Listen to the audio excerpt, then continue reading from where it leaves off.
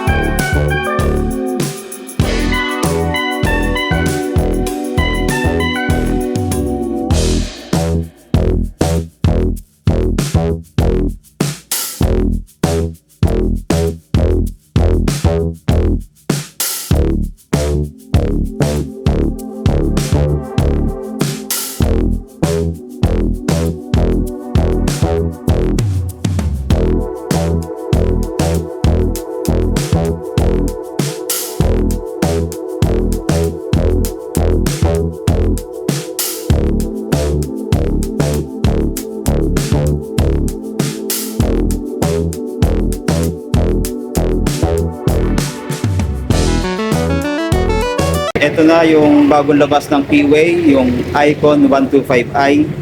Yan, makita natin. Ang available dito ay kulay glossy yellow. So makikita natin sa kanyang itsura, bulky siya, no? 125cc. Then futuristic na rin yung formahan ng kanyang mukha, pati yung design. Makita natin yung headlight niya. Yan, fully LED na, para din sa Honda Click yung forma, or sa Euro Samurai 155 ano. Yung mga decals niya dito, yan, meron siyang honeycomb finish, kabilaan na black, then white. Then dito sa side, makikita natin yung kanyang Icon 125i, so FI na nga po. Then sa gilid, meron din siyang park light. Ito, makikita natin yung kulay puti na to. Then yung kanyang signal light, ito nasa taas. Yan, kabilaan, no? Ganda. Then sa gitna, yellow. Then may matte black finish dito. Then yung tatak ng Keyway or yung logo niya. Then sa taas, meron siyang mini visor dito na kulay black. Ayan, naka Allen bolts. Then may design pa siya dito, kabilaan. So napakadaming edges, ano, makikita natin dito sa kanyang mukha, no? Tapos pagdating sa gilid, ito naman yung kanyang decals. Ayan, makita natin yung Keyway dito. Then 125, meron ding honeycomb finish na design. Ayan, nakalagay dito yung automatic. Makikita natin sa side na to, kabilaan yan. Then dito sa may likod, ito naman yung nakalagay na Icon 125i. Then meron ding honeycomb finish na kulay yellow, then white naman dito. Sa likod meron din, hanggang doon sa likod na kulay black naman yung honeycomb finish. Then naka air cooled yung motor na to. Sa kanyang gulay board, so saktuhan lang din. Maganda rin yung mga design yung kanyang gulay board. Meron siya mga spike dito para pagtapak mo makapit yung paa mo. Then dito na rin nakalagay yung battery niya. Yan. Then balik tayo dito sa harap. So sa front niya, naka disc brake. Ito, naka wavy design yung kanyang disc brake. Then naka single pack caliper siya na malaki. Yan. Then tubeless na rin pala yung gulong ito, harap at likod. Ayan naman yung mags niya, kulay black. Then yung telescopic fork, kulay black din. Sa fender niya, maporma din. Ayan, no?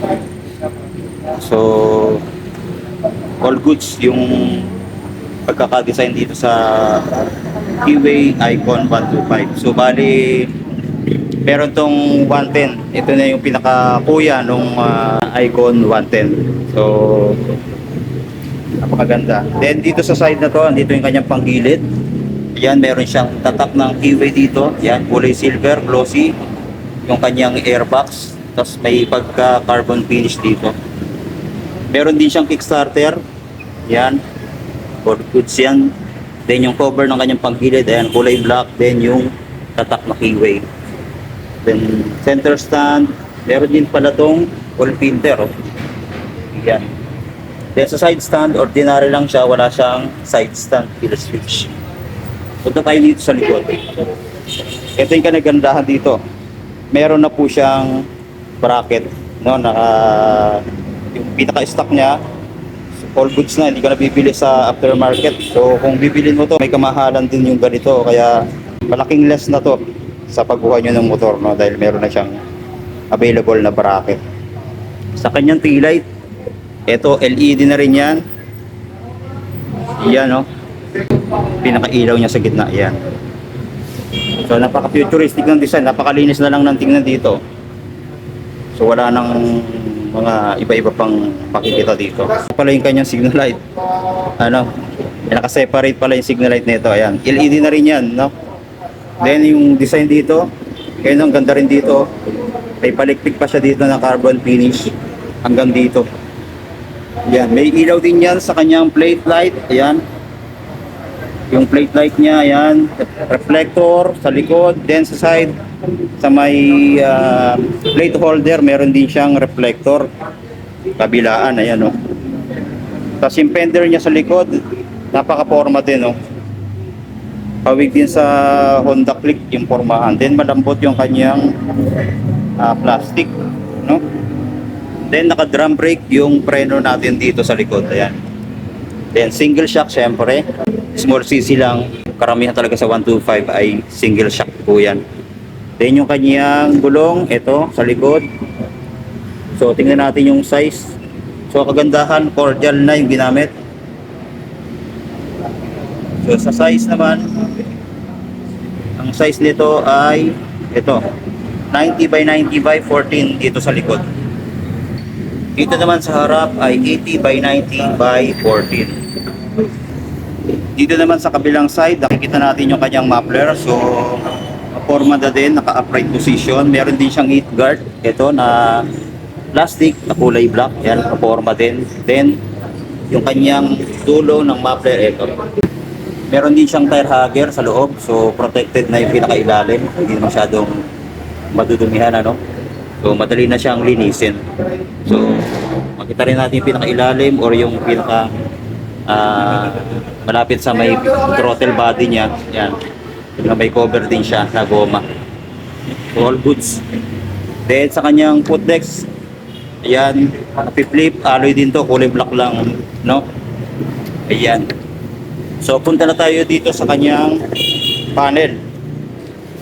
So yung panel niya, kung nakita nyo na sa ibang mga vlogger, fully digital na to.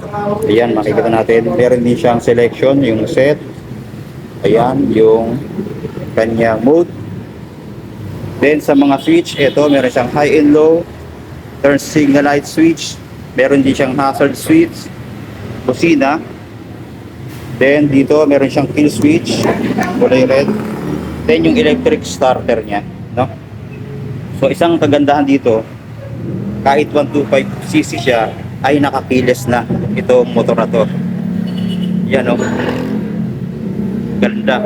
Tapos dito na rin binubuksan yung kanyang upuan at yung sa may fuel tank, ano. Meron din siyang utility hook, ito. Meron din siyang pocket sa left side. Then yung USB charging port, ayan. So kagandahan, dalawa na, oh. Merong type C, meron ding USB. Sa upuan, maganda rin, malambot. Yan, oh. Bali, tutol, magaspang dito. Dito medyo makinis dito sa may OBR na. So hindi lang natin mabubuksan dahil pilas nga ito. Hindi natin makikita yung compartment, ano. So sa mga nagtatanong naman sa price nitong Icon 125i, ito, cash price ay 69,900. Down payment nyo 3,500. Then sa 3 years, ito 3,359. So alam ko may rebate pa yan, no? Then meron siyang mga freebies na Makoto helmet, basic tools, warranty, 3 years LTO registration, tsaka TPL insurance. Yan, dito lang yan sa Michokosi or SYM Bukawi branch. So sa ibang mga branch, meron din po ito, no? 3,000 na yung monthly. May FI ka na, nakapilas pa. No? Saan ka pa? So dito lang yan. Tapos ito pang bonus niyan. Meron na siyang bracket.